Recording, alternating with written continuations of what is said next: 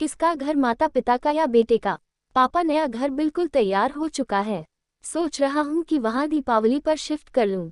सिद्धार्थ ने अपने पापा गोविंद प्रसाद जी से कहा। सिद्धार्थ गोविंद जी और सुधा का इकलौता बेटा है।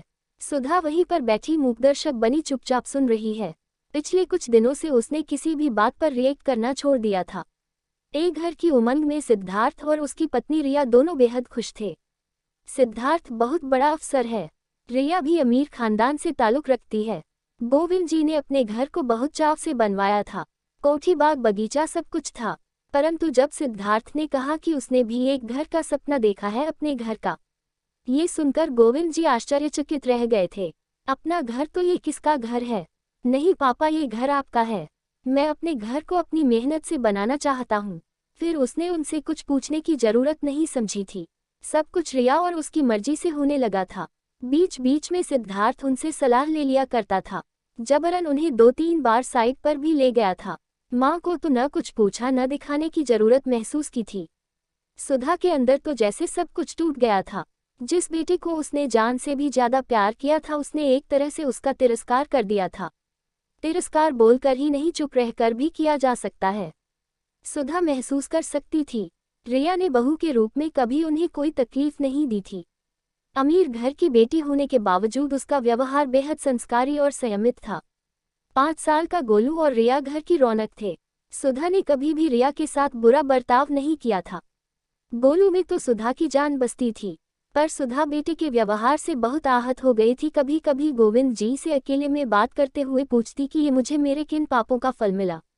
एक ही बेटा, वह भी घर छोड़कर चला जाएगा। गोलू और रिया, ये कहकर उसके आंसू निकल आते थे।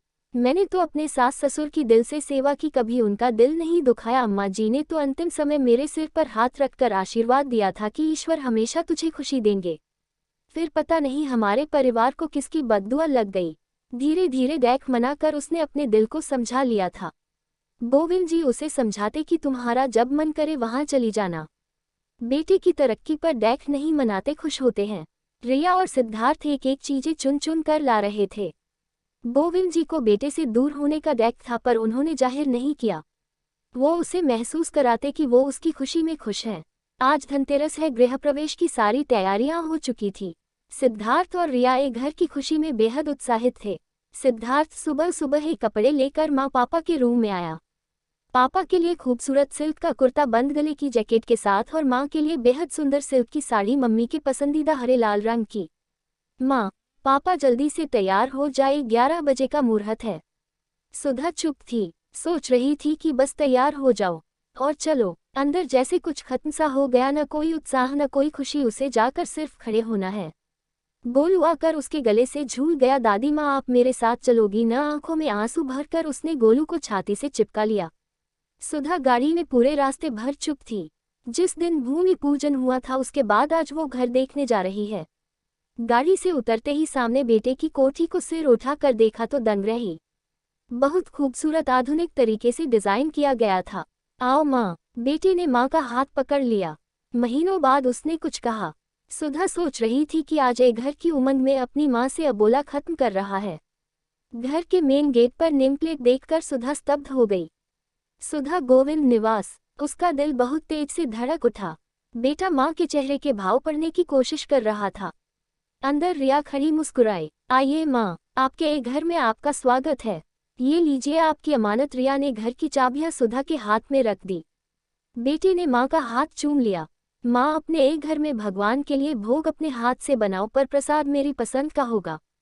सुधा समझ ही नहीं पा रही थी, क्या बनाऊं? सुधा की आंखों से आंसू टपक पड़े। हलवा बनाऊंगी, मेरे कान्हा जी की और तेरी पसंद का। पहले अपना और पापा का रूम देख लो। माँ सुधा को लगभग खींचते हुए रूम में ले गया। सुधा देख रही थी उस रूम में सब कुछ उसकी पसंद का है। पापा के लिए रॉकिंग चेयर, उसके लिए सामने से खुलने वाली खिड़की, सुबह सुबह सूर्य की पहली किरण के दर्शन, सूर्य भगवान को नमन करना, ये उसका सपना था जिसे वह कभी सिद्धार्थ से कहा करती थी। बाहर तुलसी जी का चौरा जैसा वो हमेशा चाहती थी। अरे, ये तो उसका लगाया हुआ मनी प्लांट है।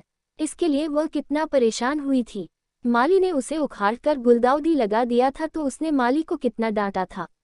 तो मेरे बच्चे को सब कुछ याद था। उसका मन पुलकित हो उठा। कमरे की एक एक चीज को छू कर देखती। माँ, आपने क्या सोचा था? आपका राजा बेटा आपके बिना खुश रहेगा। रिया मुस्कुराती हुई कह उठी, माँ, आपका बेटा तो मेरे गोलू से भी छोटा है। माँ, सिद्धार्थ ने सुधा को बाहों में समेट लिया, आपके संस्कार इतने कमजोर नहीं हैं। आपने क्या सोचा कि आपका बेटा आपको और पापा को यूं ही अकेला छोड़ देगा? नहीं माँ, वो घर मेरा है जो पापा ने मुझे दिया, और ये घर आप दोनों का है जो मैंने आपको दिया है। गोविंद जी आश्चर्यचकित थे। पर बेटा, परिवार तो दो हिस्सों में बंट जाएगा ना? कैसे बटेगा पापा? ये घर मेरे ऑफिस के पास है, इसलिए वर्किंग डे पर यहाँ रहेंगे और वीकेंड पर वहाँ। मैं दादी माँ के पास ही सोऊंगा। ऐसा कहकर गोलू दादी के आंचल में छिप गया। सुधा आंखों में खुशी के आंसू लिए अम्मा जी का हाथ अपने सिर पर महसूस कर रही थी।